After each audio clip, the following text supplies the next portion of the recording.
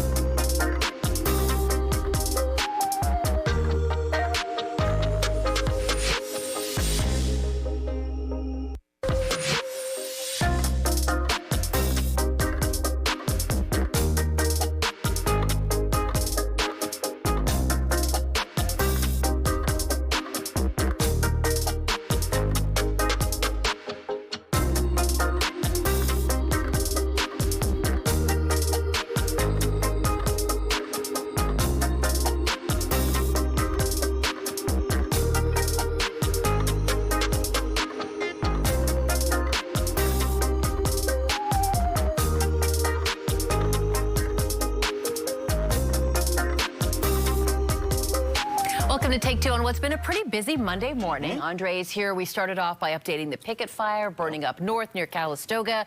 We had our James Torres on a story sort of evolving from the overnight hours in Alameda. There was a huge water main break flooding. Major street, too. I know, Yeah, and right near the In-N-Out to give you a good locator. And then we had to pivot, James. We pulled him off the story as it was developing there in Alameda because there was breaking news in Richmond. That's where we find him now. James has been so kind to sort of extend his reporting day to join us here on Take Two because this, James, as you know, is our opportunity to get a little bit, deeper into the stories we've been reporting on and maybe take viewers a little bit behind the scenes here. You were in Alameda reporting all morning on that major water main break, flooding, people without water service. Then you got a call about moving to Richmond on reports that a bus driver had been attacked. Take it from there. Yeah, it's also, this Take Two program also gives us the opportunity to give you the updates once we learn them. Behind me is where a bus used to be. It's a bunch of pigeons now. But at one point, there was a bus that was pulled over. It had caution tape wrapped around it. Deputies from the Contra Costa County Sheriff's Office also surrounding it, going up and down, investigating what was going on. The Sheriff's Office is the lead agency on the case here. They've not yet confirmed exactly what it is they were investigating, so we still are working to get those details. But we have heard from a number of people who ride AC Transit on a daily basis. We also heard from some of the other agencies that might have helped in this investigation. For instance, we're here at a BART station. There's also an Amtrak station here. It's also where AC Transit picks up and drops off some riders in the morning who go to wherever they need to go to in the morning. BART telling us that they're aware that something happened on the AC Transit bus itself. They couldn't tell us exactly what it was, and we are still waiting from the official word from AC Transit. But from the riders that we've talked to out here who've been here this morning, they say that there kind of has been somewhat this culture of some riders who try to get on the bus, who try to ask for free fares. The bus driver will sometimes let them get away with it, but on the days they don't, they start getting to these verbal arguments. They start getting to sometimes fights with these bus drivers. and sometimes those fights can turn a little violent. That's what riders have been telling us this morning. That's not something that we've confirmed with some of the law enforcement agencies that are investigating what happened here this morning. So once we get those more updated details and connect those dots officially, we will certainly bring that to you, let you know. You can always check in on those updates on our website, KTVU.com, and right here on the Fox Local app. We'll have that story there for you. But that's where we stand with this investigation this morning, Garcia and Andre. And of course, we're just waiting to get some more information. We'll have all those updated details coming up during our live report at noon. And just to make sure, bus service is back on track now. There was a disruption, but that's over now. Things are where they're supposed to be. Yeah, you know, if you're with us right now and you were taking the 70, 72, 74, and 76 lines, those were a problem for about an hour this morning. You can rest assured that that won't be the case anymore. Bus service has been returned to normal. Buses are running their normal route, so you shouldn't have any issues on the way back home. As we continue to get information coming in about this, we understand the Contra Costa Sheriff's Office is going to be working on this investigation here. But interestingly enough, we've had a number of attacks on AC Transit workers. Back in 2022, we had a transit worker hit in the head with a hammer. So we have seen that quite a bit, James. I don't know if you've reported on that over the years that you've been here, have you? That's not a story I remember, at least, and not to say we didn't do anything about it or I didn't do anything about it. I will tell you, this time of the morning, I think either the bulk of kind of the commuters have already gone to where they need to go, because by the time we got here and by the time I think deputies got here, this area, this BART station and these bus stops didn't really have too many people going onto the buses. So when we started looking around, we didn't really see anything on the bus itself. We're talking about the one that had caution tape attached to it, surrounding it, where we believe the incident happened. We saw some inspectors and what seemed to be AC Transit supervisors doing reports, looking in and around the bus. Nothing that really evidently told a story of something violent happening. But of course, we're still waiting on the official word to tell us what exactly it is that people reported to police and the sheriff's office. We'll let you know once we learn that. You know, James, it's interesting across the Bay. I know that San Francisco Muni has really been working to get the message out about, you know, the public having respect and kindness. As basic as that sounds, it has to be a campaign. Respect and kindness for their bus drivers there. So we have seen a number of attacks. And, you know, percentage-wise, it's small, but, you know, tell that to the person who was attacked, you know, while he or she was just doing their job. And, you know, James, I think it really speaks to the nature of the job of being a bus driver.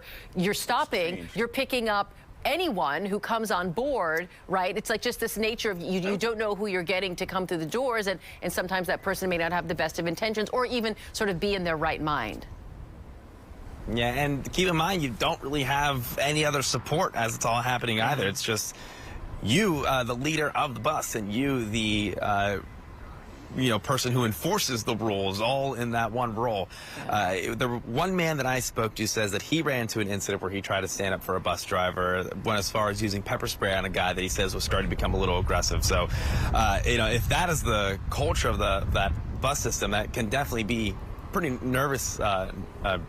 nerve-wracking to enter a bus, especially when you're doing something early in the morning alone. But again, we still don't know the condition of said bus driver, or if a bus driver was even involved in this case. So a lot of the details still up in the air. We're still waiting to learn more. Do you want to say a quick word about the story you were on for the kind of first half of your morning, the Alameda water main break? We're still waiting to learn. There were still people without water, a handful of businesses. Kind of describe the scene where you were when you were out in Alameda. Yeah, that was right down there on Webster Street. If you know where the In-N-Out is, it's just past the In-N-Out. On the eastbound side, there was this large hole just in the middle of the road. Crews obviously ripped that up a little bit to get to the pipe. It's about a more than 80-year-old pipe, 12 inches in diameter, that they say burst. So they had to go in there, repair that. They did that overnight. Usually these water main breaks, it's a range of either they fix it right away or it takes them several hours. But luckily, in the several hours of work that they did, they were able to restore some of the water pressure to all the homes and businesses nearby. I think by the last time that we had a report on it, only about 4 people were impacted, and that was 3 businesses and 1 residential home. So luckily, the impact wasn't so widespread, but there was still a hole in the middle of the road. So traffic had to be diverted. AC Transit buses also had to reroute some of their buses too to get around that. So if anything, it was more of a traffic headache than it was a big water issue, thankfully, for a lot of these businesses, because there are a bunch of different food franchises around there, coffee shops are around there, and then a number of neighborhoods that aren't too far either. So hopefully they get that totally repaired. At last check, at last conversation I had that we got an update on, the pipe was repaired. The water was, for the most part, restored. They were getting ready to turn it back on entirely.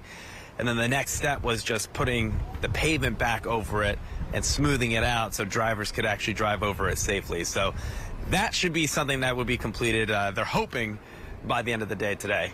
Yeah, what a pain. I mean, once you come out of the Webster tube, you'll run right into it. Unfortunately, there's some other areas to get around it in that area, so it's not a complete mess. But there's some back roads. If you're familiar with the area, you know how to get around it. But my goodness, if you wake up or went to bed last night and couldn't take a shower. Happened in my building the other day. The hot water was not working, and I hated that. I know. So it just turns into be a little troublesome for people that live in the area and for the businesses in that area as well. All right, James Torres, thank you for doing double duty. You're always so generous with your time. I know you're busy. I know you're working on a new live report coming up at noon, so we'll break you loose. We'll see you then. I will quickly mention here, thanks to James's good work on the ground there, as he was pivoting to the breaking story in Richmond, he was able to help set up an interview at 10:30. One of our crew members is going to speak with an East Bay Mud official to sort of get an update on what's happening there. So James, for sure, doing double duty. We appreciate his time. We also appreciate your joining us here on Take Two. When we come back, we're going to talk about TK, transitional kindergarten. Anybody with young children knows about TK. And there's a first happening this school year. Our Christina Rendon gives us a nice broad look at the changing face of early childhood education in our state. So we'll be right back with that.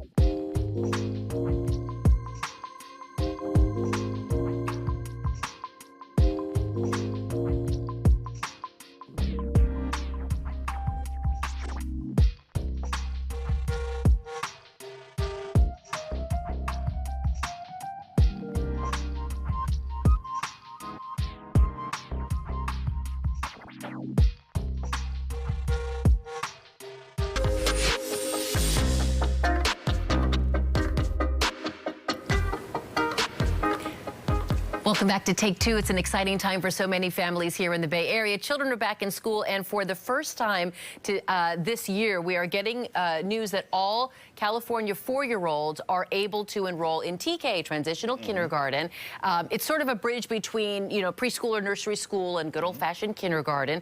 Studies have long shown that children who attend TK tend to do better in reading and math, and this is critical. Getting a child in front of a classroom teacher in an elementary school setting can help identify learning disabilities or even just, vision problems if like little Jimmy can't see the board, that sort of thing. So it's really critical help. We had a great report from our Christina Rendon.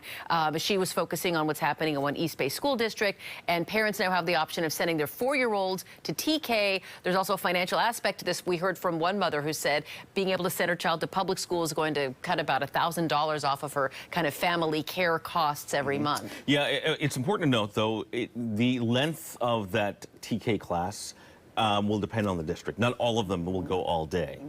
Some districts, depending on their resources, may only be half-day TK, and you'll have to find some other way of, having your child taken care of, picking up your child. So that's important to remember. You're going to have to check with your local school district to see what the hours that TK is going to be able to provide for you, because not everyone's going to be able to place their child there and have their child looked after while they're at work, let's say. Right. So but the good news is this is getting, it's going to help some people in some ways. We have one person that works here who had TK half a day in their district, and then what they did was the daycare that they had went and picked up their child and took them to daycare, so that helped this family out a little bit, right? Because they're at work. The daycare offered to help pick them up from TK. So that's great news to hear when you have that option. But the option is it's now a requirement for these school districts to have it as part of a statewide effort. So. This is definitely going to help out a lot of parents, for sure. Yeah, some 200,000 California 4-year-olds expected to enroll in TK this year. Again, that bridge between preschool and kindergarten.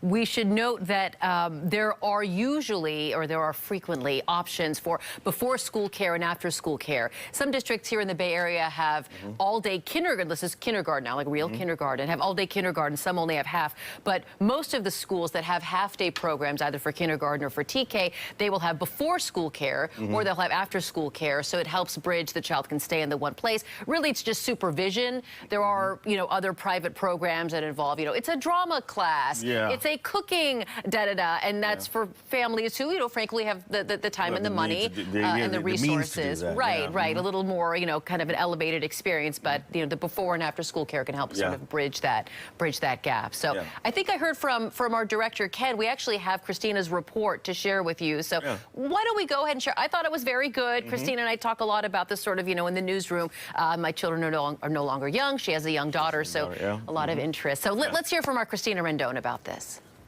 Welcome to Fair Oaks Elementary. At Fair Oaks Elementary in Pleasant Hill, children are settling into the new school year, including the little ones. Hi, sweetie. 4-year-old Ozzy greeting his mom, Jessica Stidel, after class. Ozzy just started TK last week. It was a big transition for him, and it's going really, really well. He's talking about what they do in circle time. He's singing the songs. The 2025-26 school year marks California's completion of expanding transitional kindergarten, or TK, to all 4-year-olds, with the state investing in districts to make it happen.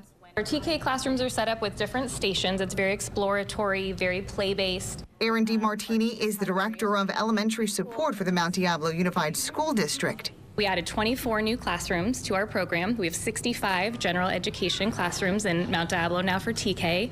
MDUSD repurposed spaces to accommodate the 24 classes and hired 24 TK teachers.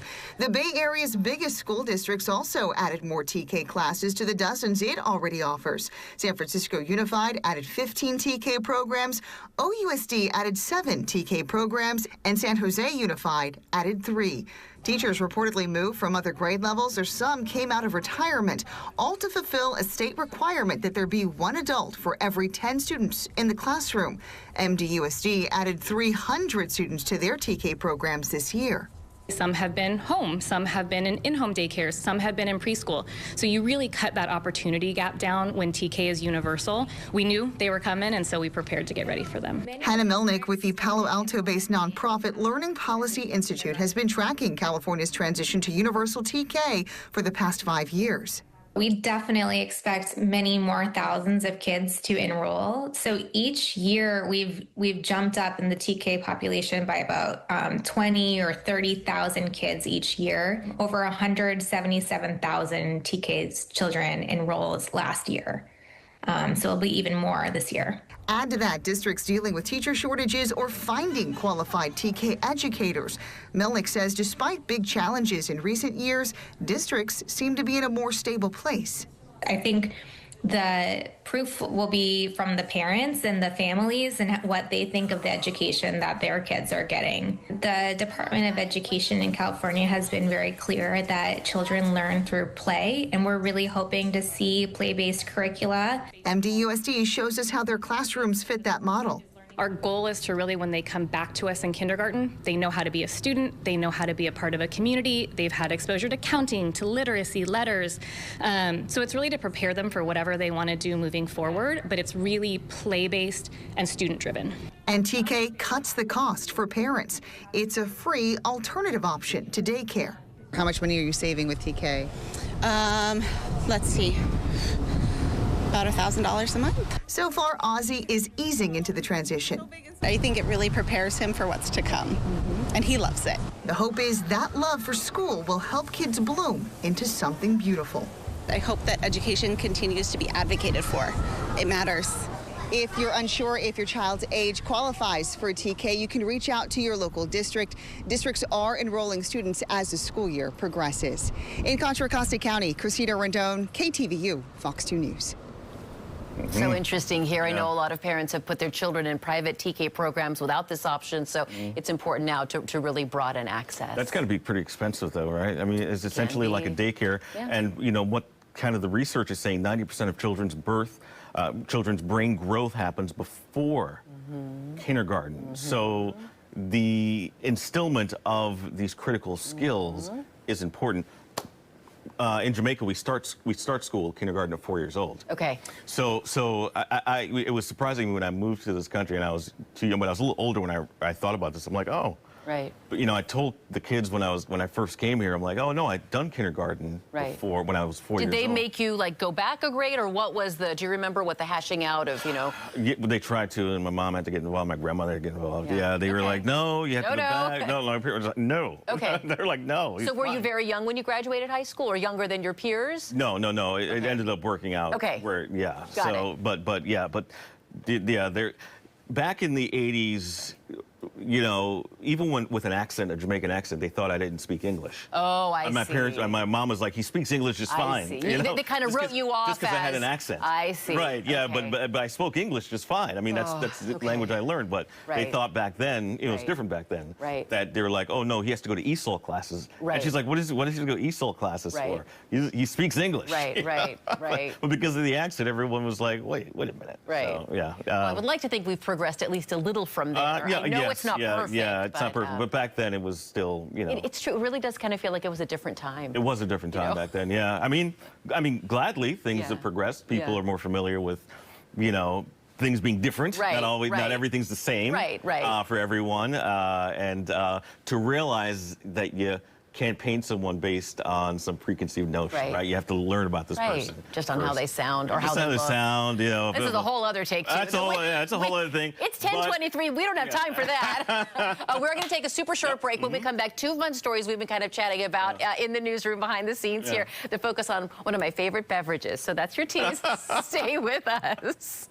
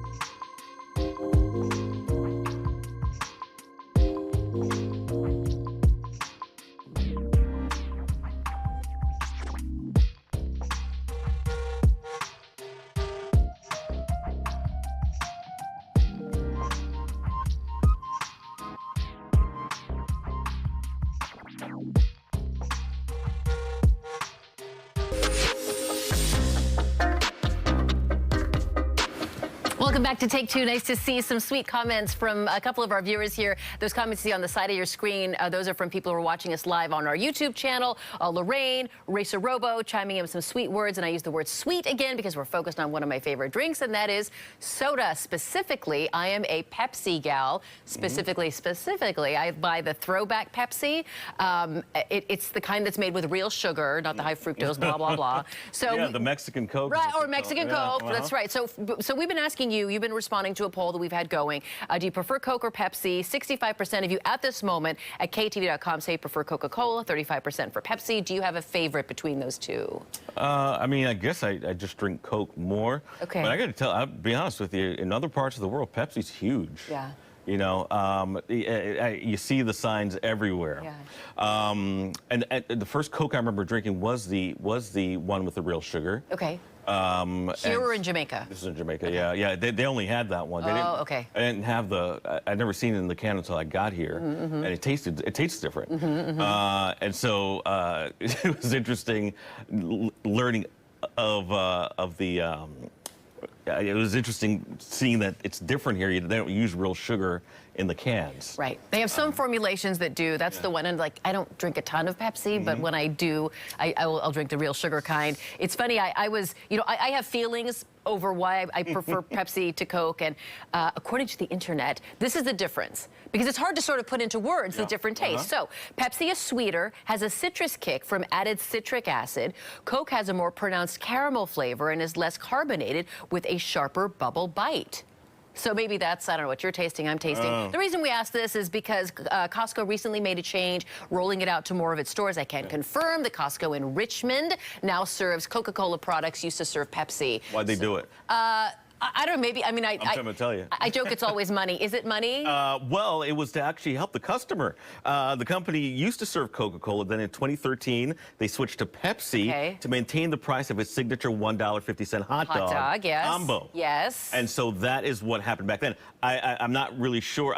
It can't. Is the hot dog and Coke still it's still $1.50 as of last Thursday. Well, maybe Coca-Cola cut them a deal they couldn't refuse. Or maybe Pepsi was like, we're going to have to raise the price, and now it can't be $1.50. So then Coke swooped in and said, we'll keep that $1.50. It's always about money, isn't it?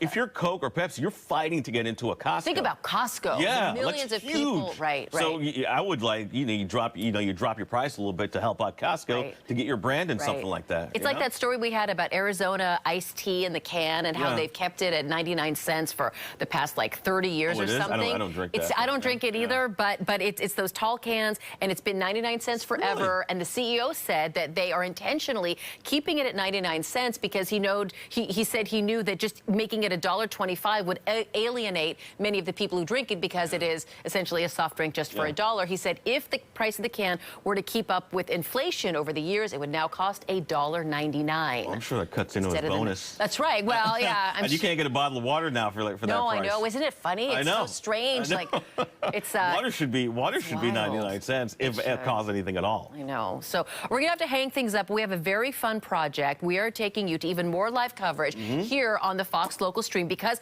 debuting today, Monday morning quarterback. This is Sal Castaneda, which is why he's not here right now. Also, Mike Meebeck coming in early. Another job to do. Right? Because that man doesn't do enough. You know, of course, Mike Meebeck used to anchor mornings on 2 several years ago. He's now been on nights for a good long time. But Mike and Sal are going to sort of hash out the game from over the weekend.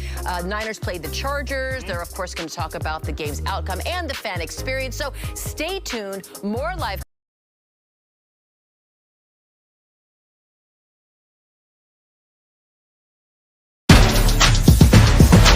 Sunset Keys are on 2. 29 Sunset Keys are on 2. Said hut, hut, hut, and welcome to Monday Morning Football, everybody, alongside the great Sal Castaneda, sports producer extraordinaire, Cheyenne Nebrega. I'm Mike Meebeck.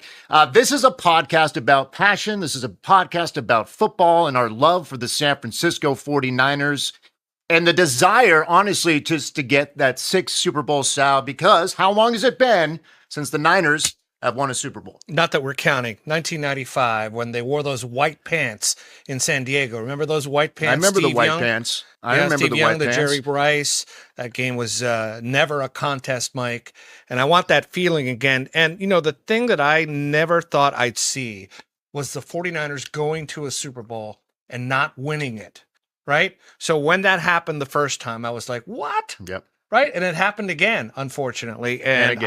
I was obviously pissed, but, we're still not giving up. I want it to be done in my lifetime. We are incredibly spoiled with what we've seen, though, Mike. Yes, I agree, but we're due for another one. Yeah. So everyone watching right now, listening, we appreciate you. And let's give them a little credentials here. Let's talk a little bit, just briefly, about our history. I bleed red and blue. Pride of the Sunset, the St. Ignatius Wildcats, played 4 years there. I bleed the Mariners of College of Marin, the Mighty Buffaloes of Colorado, who open up, by the way, against Georgia Tech on Friday night. And then, of course, the red and gold of the San Francisco 49ers. Sal? Reardon High School out there on Phelan Avenue across from City College. And then I went to Cal and I spent my 4 formative years over living in Berkeley. My introduction to the East Bay was there. I mean, now I work in the East Bay. I live in the East Bay now. But Berkeley was the very first time I had actually ever lived in the East Bay. Pac-12 guy. It was Pac-10, Pac-12. Cheyenne, you're a Pac-12 person too. I am. So I love college football. I love the NFL a little more because I grew up with the Niners, especially. Shall I tell them where you're from? I am from Honolulu, Hawaii. So growing up on the island, I went to Sacred Hearts Academy, go Lancers. For college, I went to the University of Oregon, did my 4 years there. And then I went to Syracuse University. So